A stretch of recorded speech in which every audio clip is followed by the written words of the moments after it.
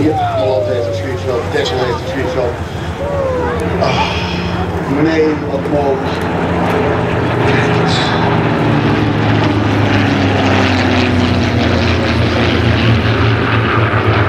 Jongens van 19, 20, 21 die vochten voor onze vrijheid en voor hun vrijheid. Want Engeland was niet bezet geweest sinds 1066. Het jaar 1066. En toen dreigden plotseling de nazi's dat land te gaan bezetten. Dat gingen ze niet.